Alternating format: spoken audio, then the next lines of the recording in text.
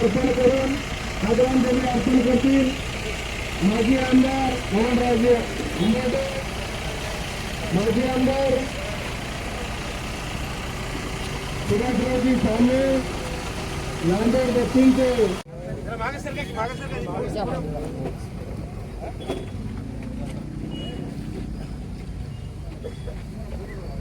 या ठिकाणी सामूहिक श्रद्धांजली अर्पण करण्यात येईल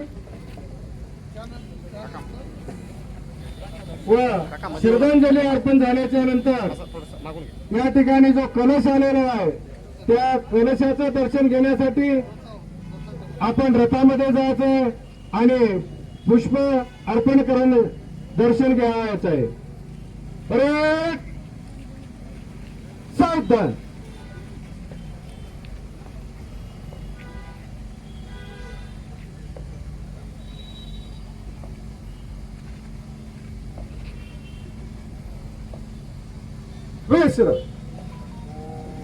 ओम शांती शांती.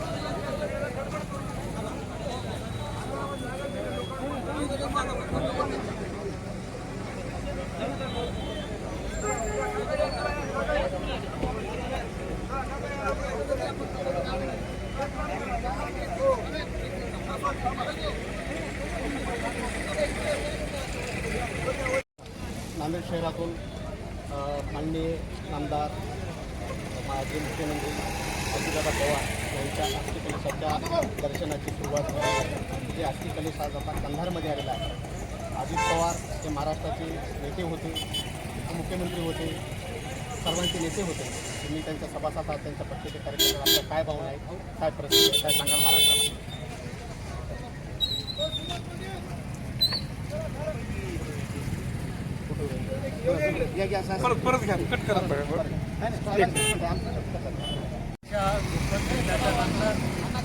संपूर्ण महाराष्ट्रातील समाज आणि कार्यकर्ता हा अतिशय स्तब्ध झालेला आहे, अतिशय दुःखामध्ये आहे.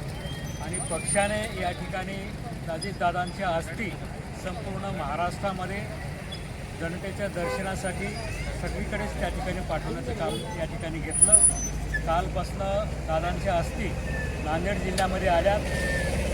या कंधार लोहा विधानसभेचे विद्यमान आमदार सन्मान्य प्रतापरावजी चिखलीकर यांच्या नेतृत्वाखालील सर्व कार्यकर्त्यांच्या टीमनं या ठिकाणी या अस्थीचं सगळ्याच मतदारसंघामध्ये जवळून दर्शन झालं पाहिजे. अस्थी कलशाचं आज समज नांदेड जिल्ह्याच्या प्रत्येक मतदारसंघामध्ये अस्थी कलश त्या ठिकाणी आलेला आहे. खरं म्हणजे अजितदादांचं प्रेम नांदेड जिल्ह्यावरती फार मोठ्या प्रमाणामध्ये होतं. विशेषतः या कंधार लोहा मतदारसंघाकडे त्यांनी अतिशय जवळून लक्ष दिलेलं होतं. निश्चितप्रमाणे या मतदारसंघाच्या त्यांच्याकडनं खूप चांगल्या भावना भविष्यकाळामध्ये होत्या, परंतु दुर्दैवानंच काळानं त्यांच्यावरती या ठिकाणी घाला घातला आणि म्हणून आज संबंध महाराष्ट्रामध्ये या ठिकाणी राष्ट्रवादीचा परिवार पूर्णपणे या ठिकाणी दुःखात.